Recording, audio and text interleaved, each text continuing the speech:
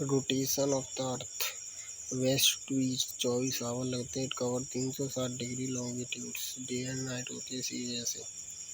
365 दिन लगते हैं रिवॉल्यूशन लगाने में। पेरिहेलियन होता है वो 147.9 मिलियन किलोमीटर और एपीहेलियन 152 मिलियन किलोमीटर है। ये सन और अर्थ के बीच का डिस्टेंस है। यह बताया गया है नॉर्थ और साउथ पोल। नॉर्थ और साउथ पोल हमारी पृथ्वी है वो टिल्टेड है, इसलिए नॉर्थ और साउथ पोल होता है। और साउथ पोल और नॉर्थ पोल पर, साउथ पोल पर हमेशा हायर रहता है ऊपर पोल्स पर। जून और दिसंबर में ये अर्थ टेढ़ा इसलिए यहाँ पर सन की रेस जाती हैं, वहाँ गर्मी होती है, और वहाँ कम जाती हैं वहाँ ठंड होती है, और जहाँ बिल्कुल नहीं जाती वहाँ अंधेरा होता है। Interior of the earth. Earth के इंटीरियर में सबसे पहले क्रस्ट होती है, फिर मेंटल होती है, उसके नीचे कोर होता है। Source to know about the interior of the earth. हम दो तरीके से पता चल सकते हैं इंटीरियर ऑफ द अर्थ के बारे में, डायरेक्शन सोर्स के द्वारा और इनडायरेक्शन सोर्स से माइनिंग करके, वोल्केनिज्म के द्वारा, और एक सिस्मोलॉजी के द्वारा या मेटियोराइट्स के द्वारा। सिस्मोलॉजी के द्वारा, अर्थक्वेक के द्वारा चेक कर सकते हैं। ये माउंट एवरेस्ट इतना है, डीपेस्ट इतना है, बुर्ज खलीफा इतना ऊंचा है। ये थोड़ी में 2-3 हज़ार किलोमीटर, पर हमारा अर्थ तो 6,400 किलोमीटर इतना कुछ गहरा। उसमें कैसे पता करें? तो मेटियोराइट्स के द्वारा, टाइनी वॉल्स, लंडन बुल्सिंग इतना गहरा। उसके बाद स्ट्रक्चर ऑफ द अर्थ। हम इस अर्थ का स्ट्रक्चर सिस्मोग्राफी के द्वारा समझेंगे, सिस्मोलॉजी के द्वारा।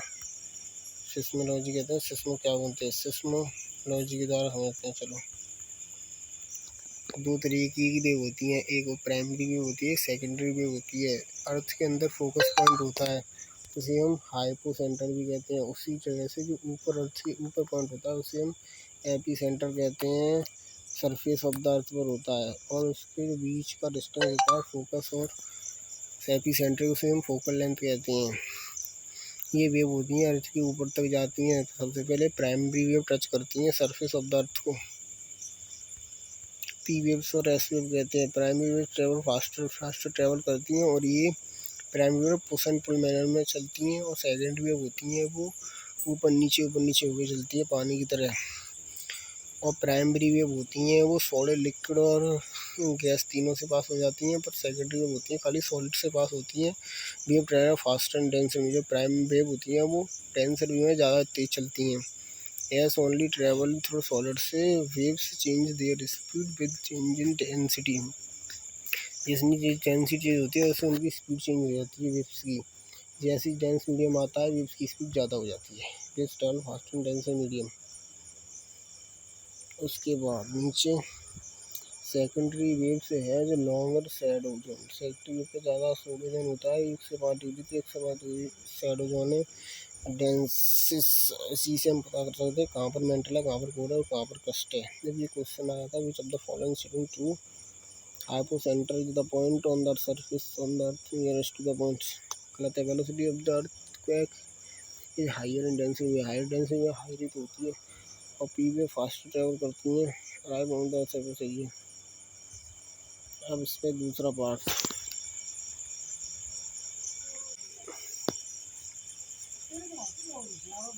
Interior of the earth. हाँ, मैं क्या करूँ रे?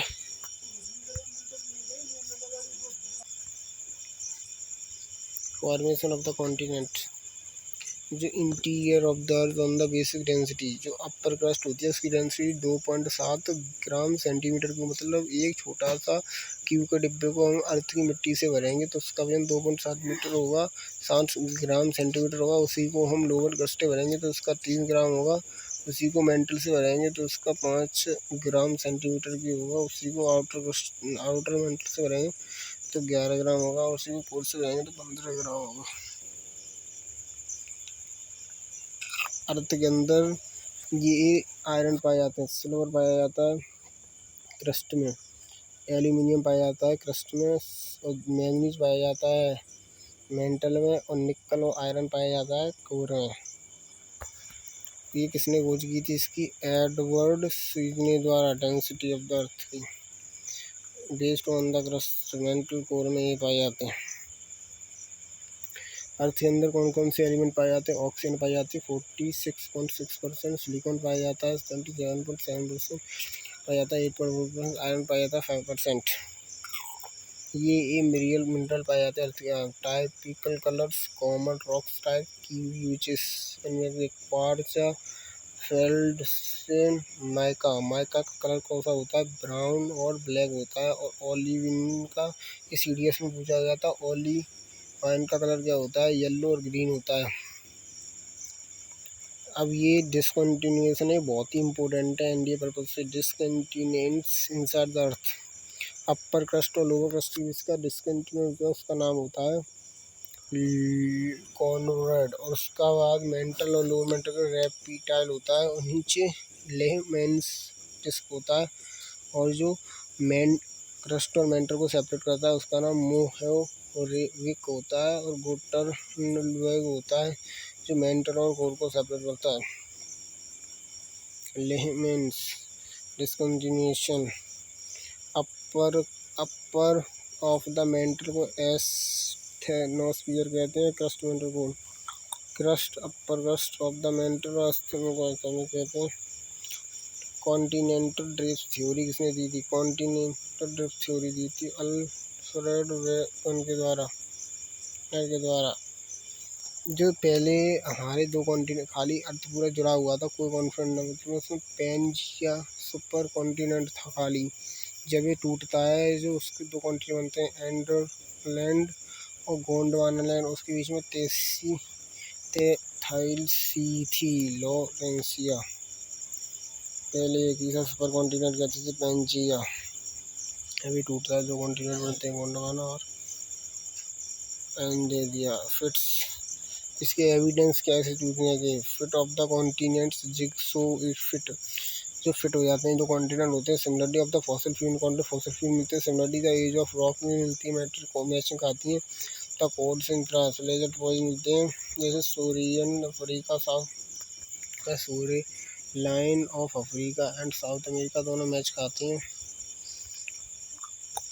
और जो mesosaurs small reptile shadow breaks scatter होते हैं साउथ अफ्रीका में और ब्राज़ील में, दोनों से जुड़ी होंगी तभी ये बचे। पानी में तैरने सकती फिर बुने होंगे पहले, तब ये जली हुए थे, टूट गए। यूज 880 किलो का डिस्टेंस है, बट ये भी मिलती है। Similarly the age of rock मिलती है। प्रेशर डिपॉजिट भी मिलती है।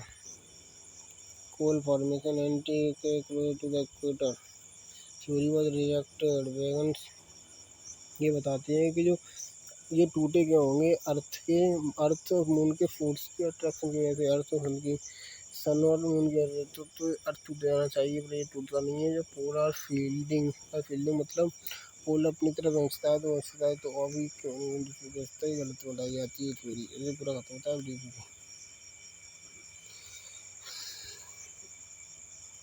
जो मरे तेरी शरण की राम तर दारुण के हरि अंत